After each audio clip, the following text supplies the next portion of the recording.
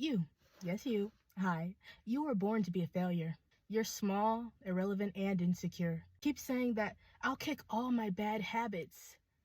How about you just focus on not being so pathetic? As we both know you're lying, I don't even know why you bother trying. You're like that sorry frog that stays in the boiling water incapable of realizing that it's already dying. You're a burden.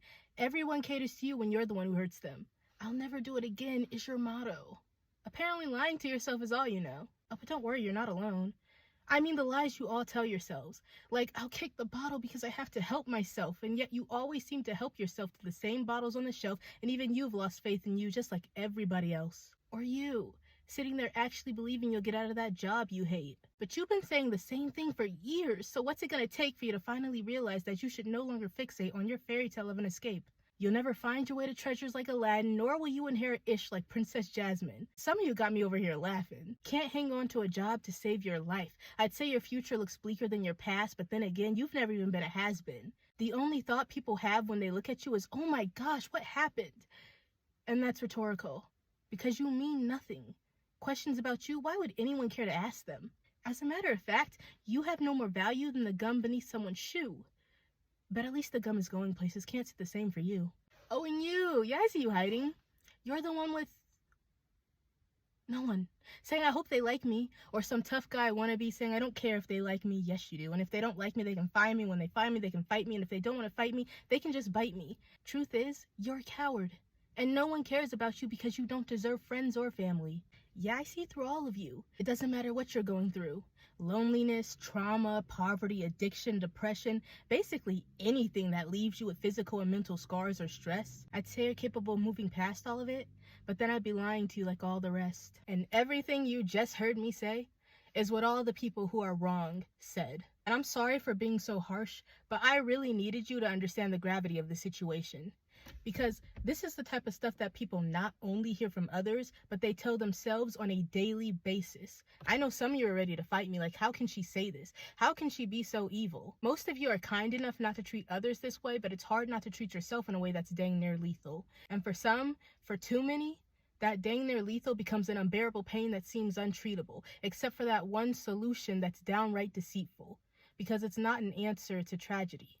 But I truly hope they found peace, though. And it's so easy for our minds to remember the negatives, but I dare your minds to forget what I'm about to say next. If we're being honest, you got a lot of enemies. And they don't always come in the shape or form of humanity, like negative emotions and sickness or anything wearing and tearing you down, making you lose your sanity.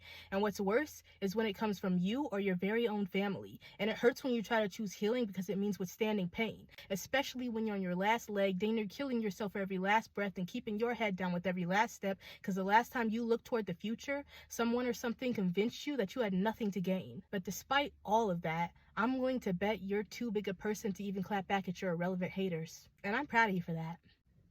But I feel like being a little petty today, so allow me. Haters, it's not so much that I'm baffled by your audacity, more so just confused by your inanity. If you didn't know, that's my nice way of saying your stupidity. Because I don't even know this person, but even I know they have endless capabilities and their immeasurable worth and potential never goes away just because you try to shut them down with your own insecurities. I'm not quite sure you're hearing me. So just in case you're some miserable airhead, which if you're bullying or belittling someone, you must be, let me state it clearly.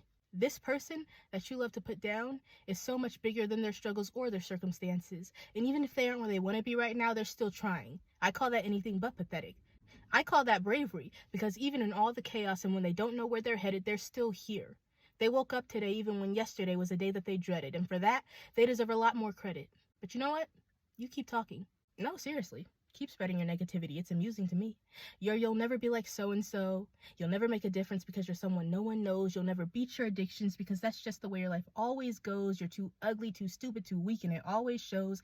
You'll never be worth anything, blah, blah, blah, whatever other nonsense you composed. That's cool. Because even though they have nothing to prove to you, I know they're about to make you look like a fool. So anyways, back to the people that matter.